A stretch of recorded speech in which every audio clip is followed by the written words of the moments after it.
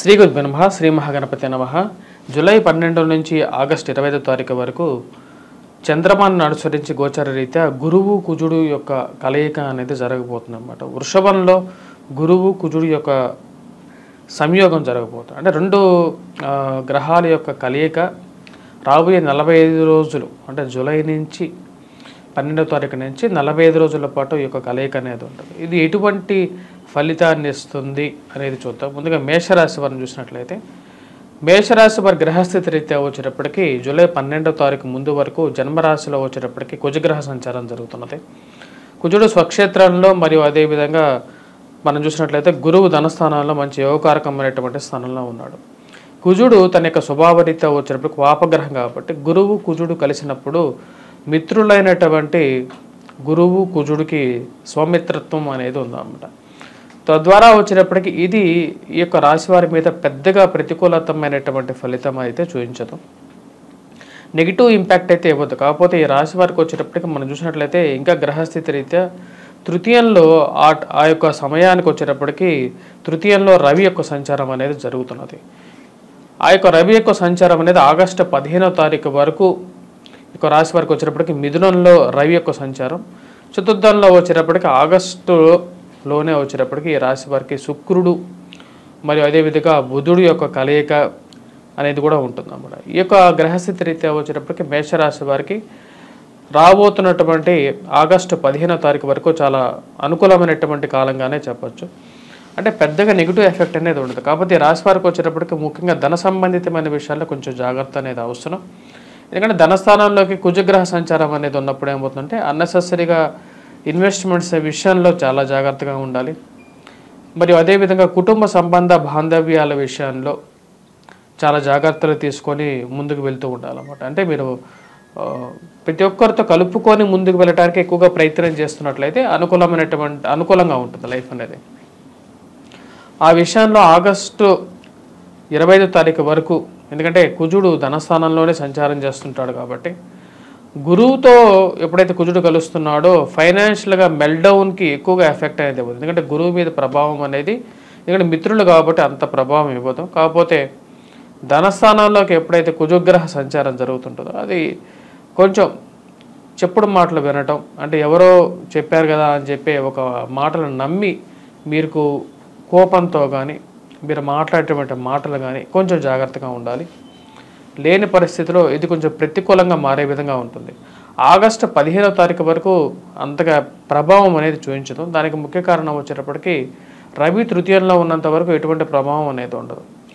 August 15 నుంచి 25వ తారీఖు వరకు ఎప్పుడైతే కుజుడు ధనస్థానంలో సంచారం చేస్తూ అదేవిధంగా రవి తృతీయం నుంచి చతుర్థంలోకి అంటే కర్కాటకంలోకి ఎప్పుడైతే సంచారం చేస్తాడో దీని ప్రభావం అనేది ఈ యొక్క మేషరాశి వారి మీద ఉంటుంది.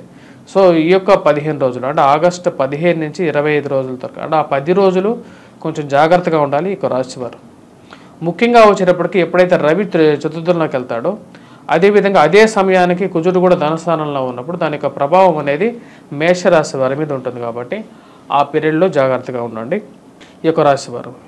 గురువుకి స్వభావ రీత్యా వచ్చినప్పటికి ఎంతో శుభగ్రహం అన్నమాట. అది ధనస్థానంలో ఉన్నప్పుడు ఫైనాన్షియల్ గ్రోత్ని ఇవ్వగలుగుతుంది అన్నమాట.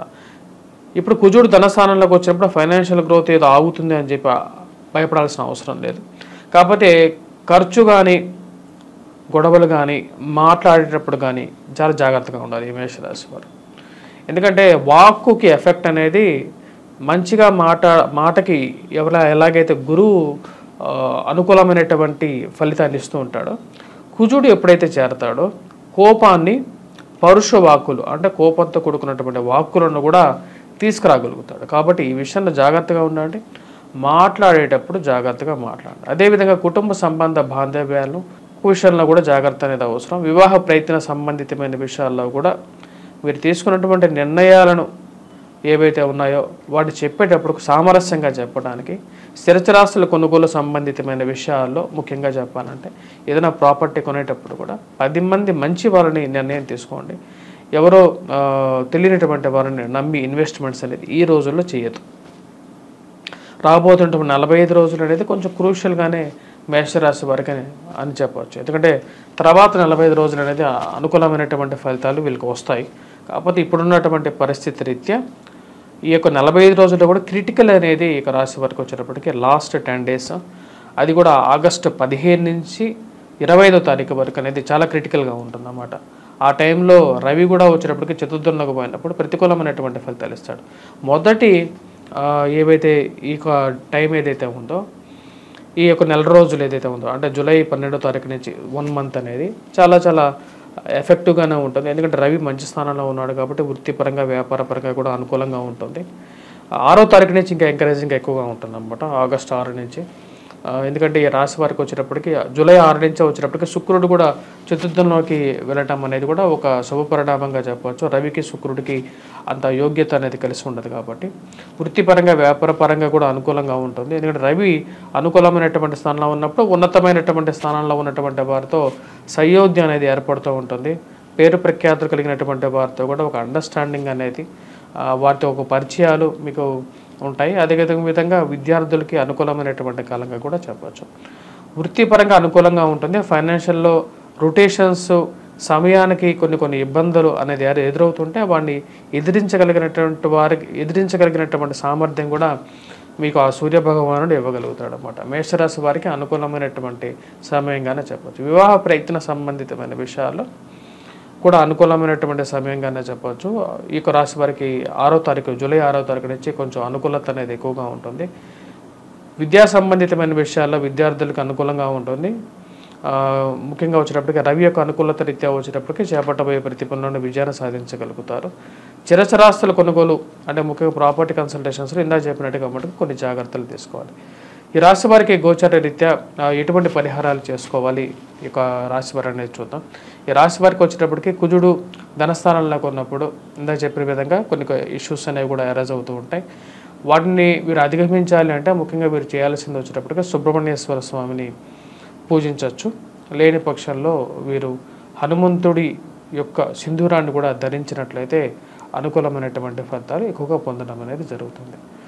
మరి వాటితో పాటు ఈ రాశి వారికి వచ్చేటప్పటికి శుక్రుడి యొక్క అనుకూలత రీత్యా వీరు పెంపొందించుకోవడం కోసం శుక్రవారం పూట లక్ష్మీదేవిని పూజించడం, లేని పక్షాల్లో white colour dress, transparent dress అంటే కొంచెం తేలికపాటి వస్త్రాన్ని ధరించినప్పుడు, తెల్లగా ఉన్నటువంటి వస్త్రాన్ని ధరించినప్పుడు శుక్రుడి యొక్క ప్రభావం అనేది మన యొక్క జీవితం మీద ఎక్కువగా పాజిటివ్గా ఉంటుంది.